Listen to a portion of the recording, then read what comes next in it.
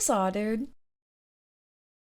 Hello, everyone. If you are new here, hello, my name is Carly, and on Mondays, Wednesdays, and Fridays, I post YouTube videos sitting down talking about legit whatever I feel like. And today we're going to be talking about Kim Mulkey, so let's get into it. Kim was born on May 17th, 1962.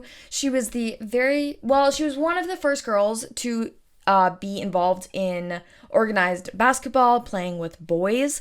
She helped lead her high school basketball team to four straight state championships, and she graduated with a 4.0.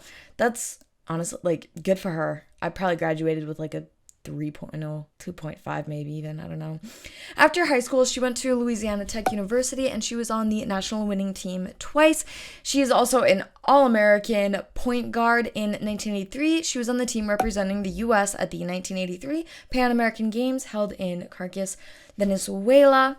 In 85, Kim became the assistant coach at Louisiana Tech and then was promoted to associate head coach in 96. In 2000, she moved over to Baylor and took over the basketball team there. And then after 21 years at Baylor, Kim took the head coach position at Louisiana State University in 2021. She is honestly a very prominent head coach in the basketball world. She's really known for her bold sense of style, I would say. It's very strong, it's very cool. But today, that's not exactly what we're talking about, and we are not even really talking necessarily about her credentials as a basketball coach. Today, we are talking about a hit piece that is potentially coming out by the Daily Mail. Not Daily Mail, Washington Post, sorry. So, Kim released a statement. I'm going to play that for you here. This reporter has been working on a story about me for 2 years.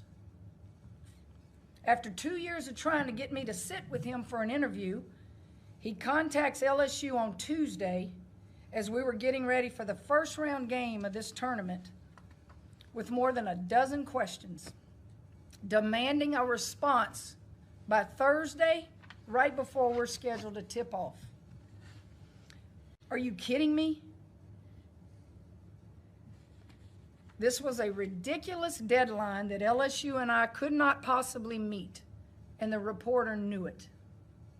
It was just an attempt to prevent me from commenting and an attempt to distract us from this tournament. It ain't gonna work, buddy. Unfortunately, this is part of a pattern that goes back years. I told this reporter 2 years ago that I didn't appreciate the hit job he wrote on Brian Kelly, and that's why I wasn't going to do an interview with him.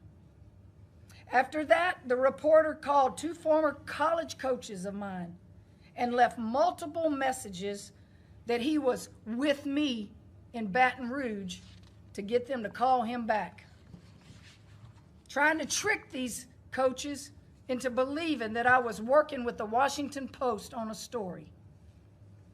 When my former coaches spoke to him and found out that I wasn't talking with the reporter, they were just distraught, and they felt completely misled.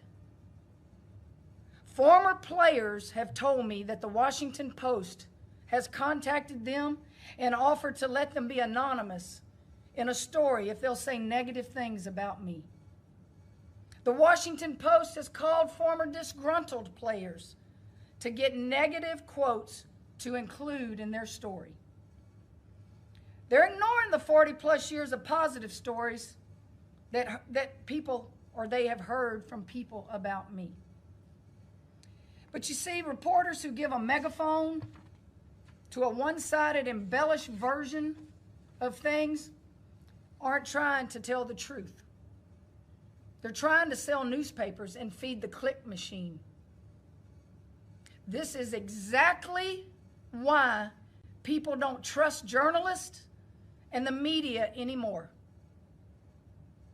It's these kinds of sleazy tactics and hatchet jobs that people are just tired of. I'm fed up, and I'm not going to let the Washington Post attack this university, this awesome team of young women I have, or me without a fight. I've hired the best defamation law firm in the country, and I will sue the Washington Post if they publish a false story about me.